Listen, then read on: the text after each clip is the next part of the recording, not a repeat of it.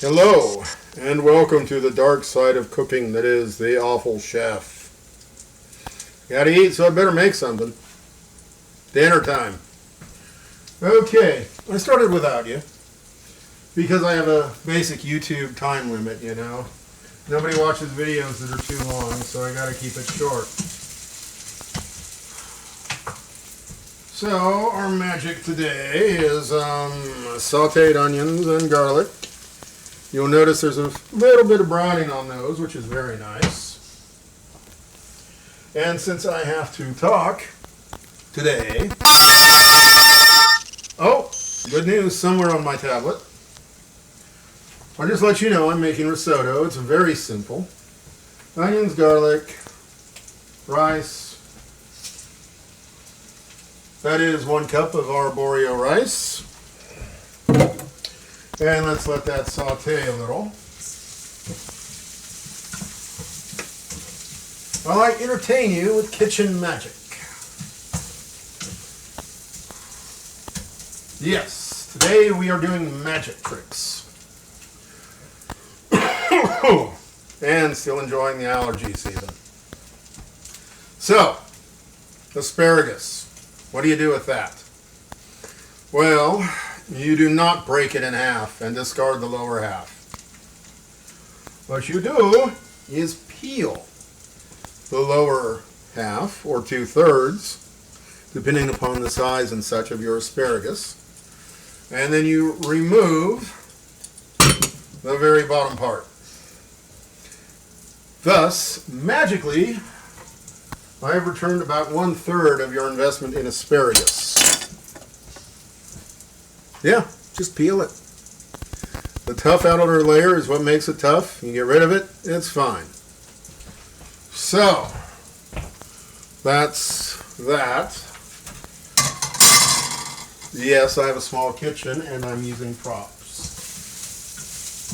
Okay. The rice is nicely toasted. Let's deglaze that with a little white wine.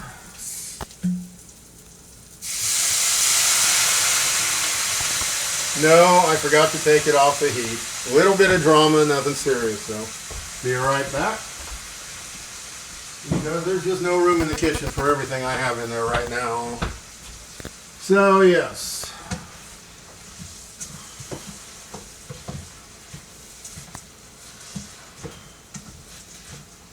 Oh, I have a delightfully scented rice and wine and onion and garlic. And a little salt and pepper mix. Okay, how hard is it to make risotto? It's a breeze. You're cooking rice. So, 1 cup of rice, 3 cups of chicken stock. Oh, magic word for those of us playing along at home. Not spilling a drop of that. 2 hands. So, 1 cup of rice, 3 cups of chicken stock. So there's 1. Yeah, that's cold. This box just came out of the fridge.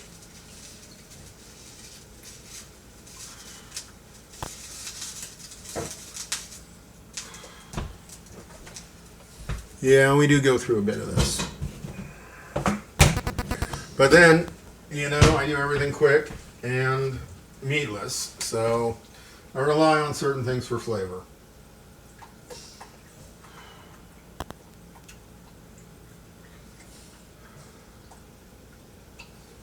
Okay, 2 cups.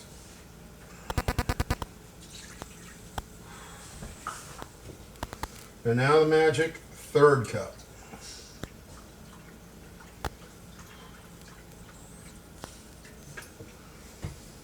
And for those of you who watch everybody else make risotto, yes, I am sinning abhorrently.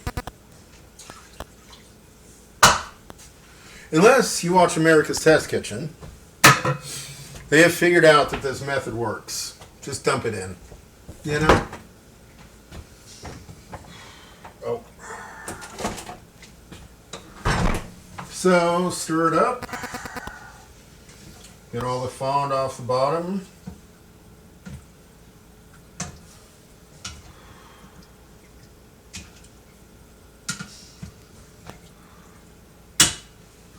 And we'll let that cook. So we are making deconstructed asparagus risotto. Yes, in normal asparagus risotto, there'd be asparagus in there. Oh, there should, however, be a bay leaf.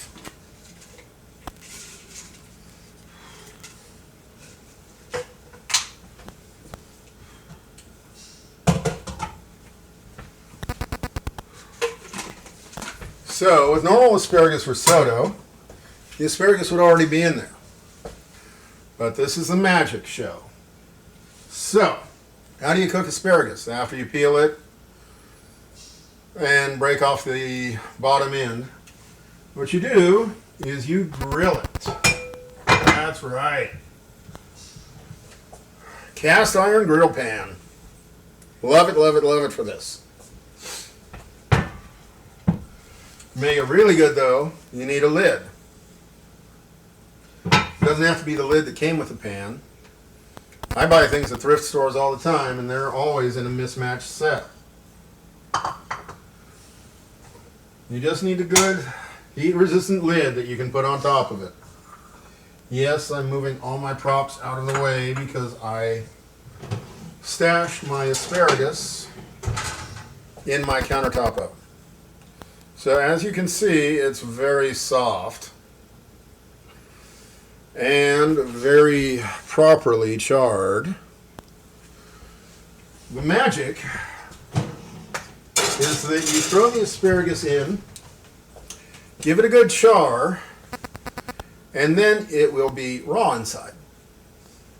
So you take a small glass of water, for example, not bourbon, and throw it in, and under the lid it steams and cooks the asparagus completely. Magic trick. Yes, so we have magic with the risotto, we have magic with the asparagus, we have magic with the cooking of the asparagus. It should be noted that asparagus is technically supposed to be served cold. Yeah, when I first learned that I was a bit surprised, but whatever. So grill it up ahead of time and let it go. Okay. Oh, chicken stock. Yeah. Okay, so more magic, huh? All right.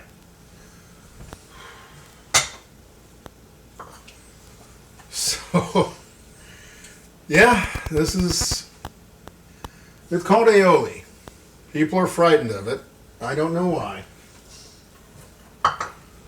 We have quite a bit of garlic. Again, garlic to taste. It varies depending on the person. A little bit of olive oil and salt. The garlic is finely minced. Chopped, whatever you want to call it. I advise against using the garlic press for this. It will give you an intense and insane garlic flavor. So, aioli, garlic mayo. That is pretty much all it is.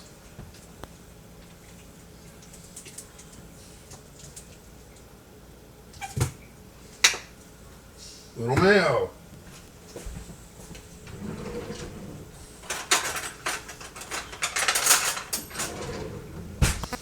Now there is one thing that is optional. And if you're going to make a true aioli, you should add a French mustard. Not Grey Poupon. But tonight I'm in a mood, I'm going to skip it. I'll leave that one up to you. Now the oil that was keeping the garlic from smelling up the kitchen integrates very nicely with the mayonnaise and brings with it all the garlic oils it absorbed.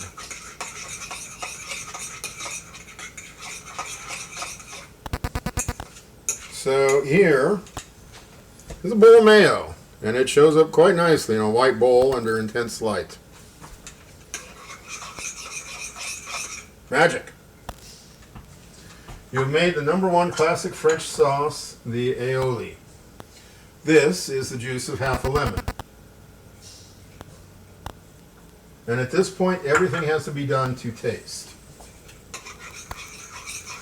So, either have a stack of clean spoons or be cooking for someone you kiss a lot. I have the privilege of the latter.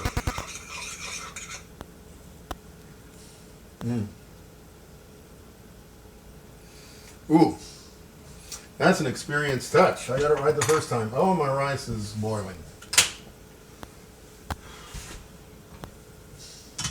Yes, it is, quite nicely. Did I mention I was perfect? Any questions, just refer to my wife, the one who calls me the awful chef. So, a little bit of black pepper for that. And there we have achieved a form of nirvana. A classic French sauce with the shorthand of bottled mayo. I do not recommend Miracle Whip for this. Miracle Whip has too much sugar. Oh, that is nice.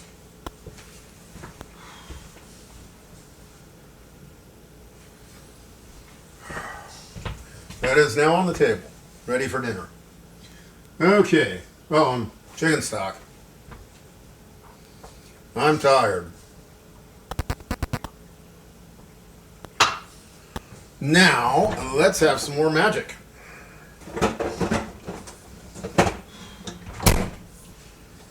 So, here we have an egg separator. You've seen people on TV, they break the yolk, the eggshell, and they pour back and forth, separating the yolk from the egg. And you can do that.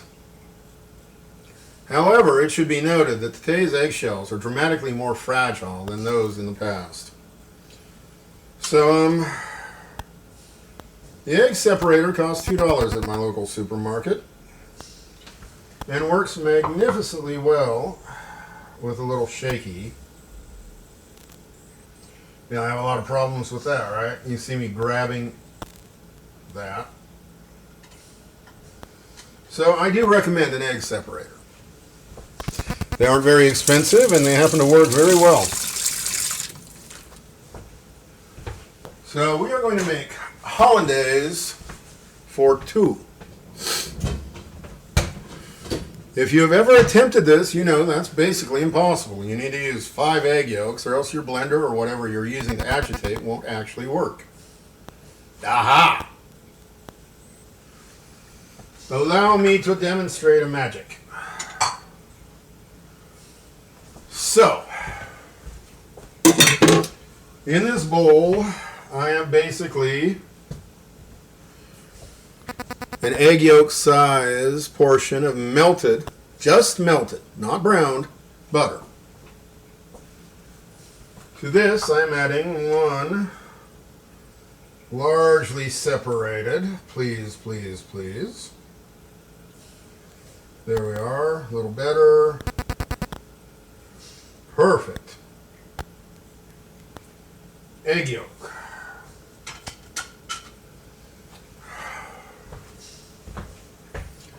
And because I am the awful chef, my dog will get the egg white and keep it safe from being wasted. Oh, slime, slime, yucky, yuck. Okay. Now you're supposed to add salt, pepper, blah, blah, blah, and a hint of cayenne and a hint of lemon juice to make this into a flavored hollandaise. But let's just show you the magic first. Hand blender. Small bowl. Mix. You want to keep an eye on this and go gently. Because the hardest part of hollandaise is the texture. And I am doing an excellent job of getting hollandaise everywhere. However, it's working. So you might not want to hold that up next to your face when you do this. Okay.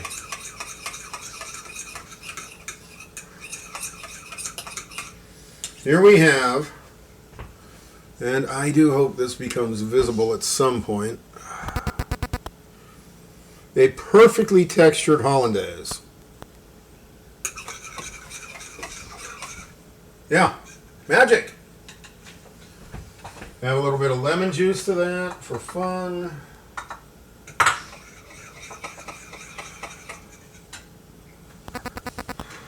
A little bit of salt. Come on. Thank you. A little bit of pepper. And the barest hint of cayenne. Otherwise, you end up making Mexican Hollandaise.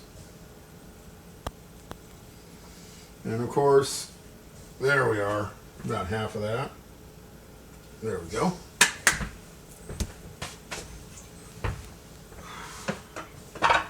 I hate to say it, but Martha Stewart demonstrates this much more effectively than I do, except for using a hand blender to make this.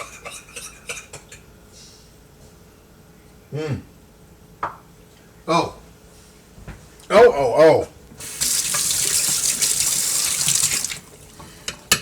A little heavy on the lemon, but not bad. My wife likes it that way.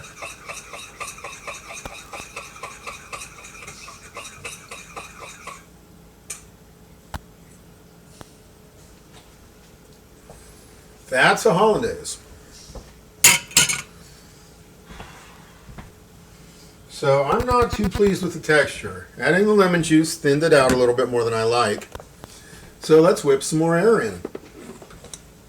This also works with mayonnaise.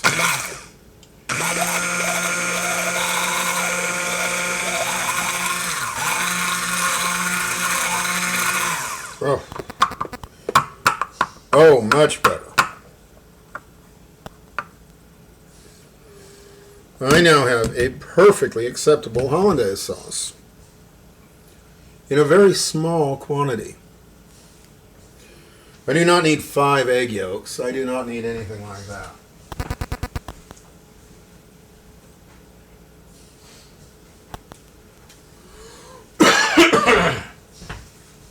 So in a matter of minutes, we have made 2 classic French sauces.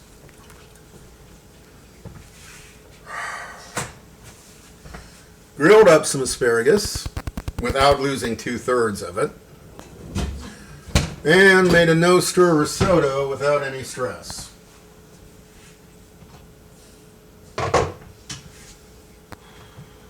Well, I shouldn't say completely no-stir. If there's nothing else, I do like to check on my food as it cooks.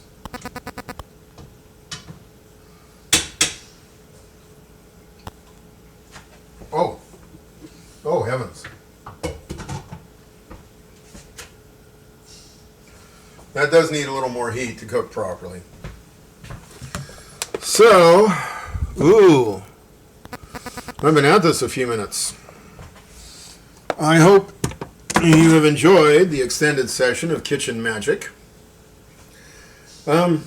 Yeah.